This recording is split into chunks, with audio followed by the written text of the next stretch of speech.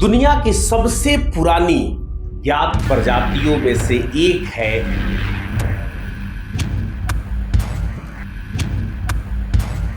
होमो habilis,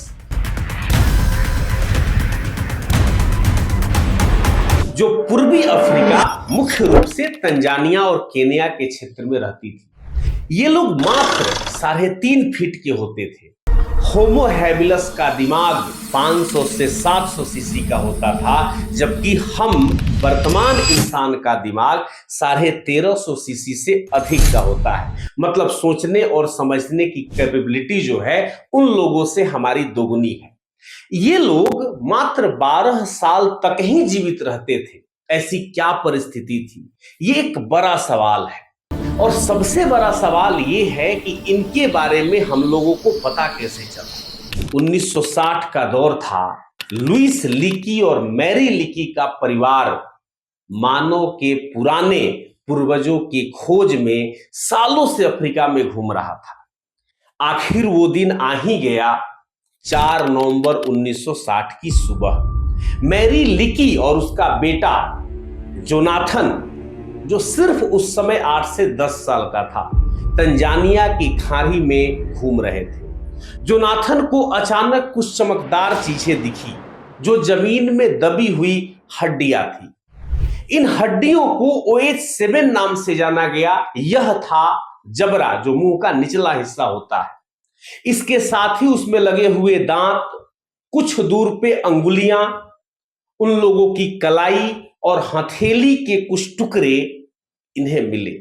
ये हड्डियां अभी से 17.5 लाख साल पुरानी थी। इसके बाद जितने भी कंकाल मिले, उनका दांत देखकर और उनके अंगों की बनावट और विकास देखकर यह हमने बखूबी पता लगा लिया कि ये लोग मात्र 10 से 12 साल ही जीवित रहे होंगे, क्योंकि इनके दांत अभी भी बिल्कुल नए थे, दांत बिल्कुल घिसे नहीं थे। ये सारी चीजें प्रमाण थी। अब थोड़ा यह भी समझना होगा कि होमो हैबिलस जो है, इसके पूर्वज कौन थे। तो इसके पूर्वज थे ऑस्ट्रेलोपिथिकस, जो आज के इथियोपिया, केन्या और तंजानिया के साथ साथ दक्षिण अफ्रीका और चाड वाले इलाके में रहते थे। इनके समय अगर अफ्रीका के वादी की बात करें तो वो काफी हरी भरी थी। वहां ऊंचे ऊंचे पेड़ थे, घने जंगल थे, बारिश लगभग हर मौसम में होती थी। ये प्रजाति पेड़ से फल तोड़कर खा लेते थे और अपना पेट भर लेते थे। रात में सोने के लिए ऊंची डालियों पर चले जाते थे, जिस कारण से इनको सुरक्षा भी मिलती थी।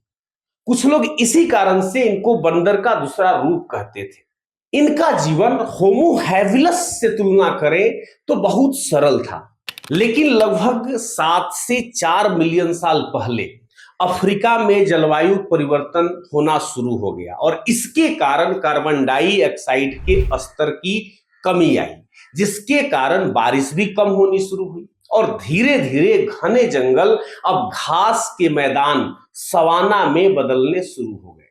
फल और फूल वहां से खत्म होने लगे। अब शुरू हुआ मानव जीवन का सबसे कठिन दौर, और इस कठिन दौर के साक्षी बने यही होमो हैबिलस जिसकी हम चर्चा कर रहे थे। यह परिवर्तन केवल मौसम में नहीं था, बल्कि उस समय के मानव जीवन शैली के भी बेस में था। अब भोजन इन्हें आसानी से पेड़ पर नहीं मिल सकता था, क्योंकि पेड़ खत्म हो गए। अब भोजन की तलाश में इन्हें लंबी दूरी तय करनी पड़ती थी। अब इन परिस्थितियों में इन लोगों का अकेले जीवित रहना और भोजन की व्यवस्था करना लगभग असंभव सा विषय था। इस परिस्थिति ने होमो हैबिलस को ग्रुप बनाना सिखा दिया। अब फल फ्रूट्स इनके पास नहीं था, जानवरों का शिकार आवश्यक हो गया खाने के लिए, और इन परिस्थितियों ने इन लोगों के बीच में परस्पर सहयोग का भावना भी जगा दिया।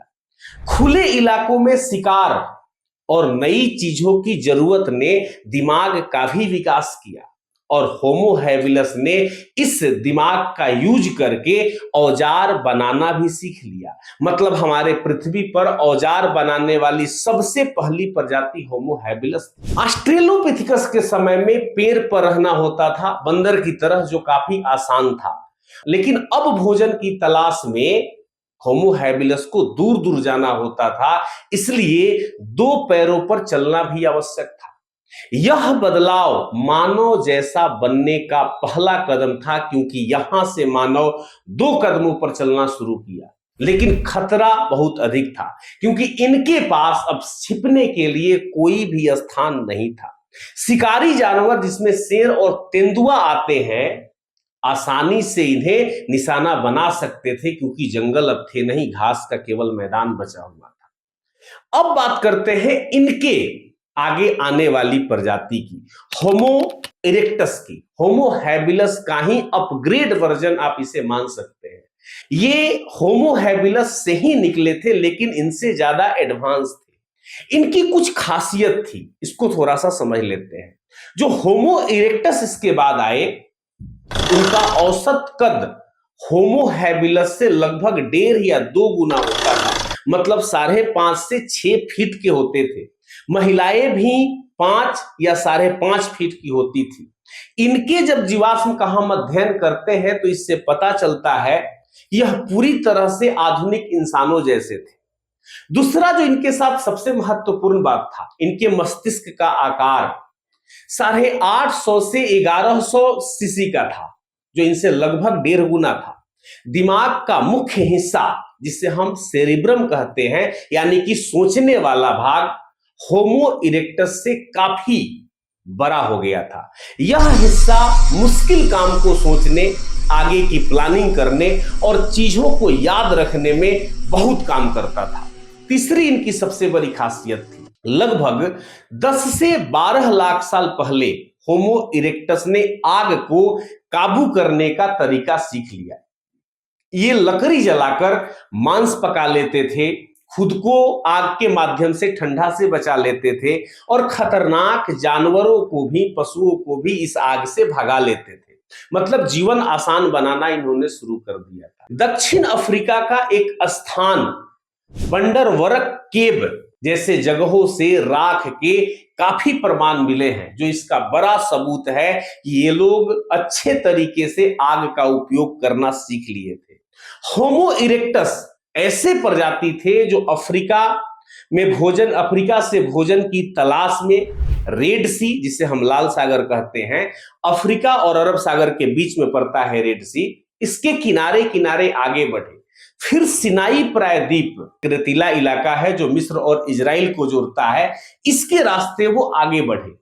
ये रास्ते पैदल पार करने के लायक थे। पानी कम होने पर नदियां आसानी से पार किया जा सकता था। इसी तरह धीरे धीरे ये लोग एशिया से यूरोप पहुंचे।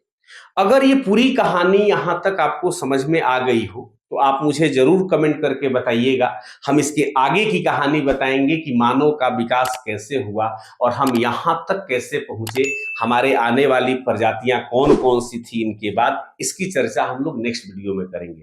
Thank you so much.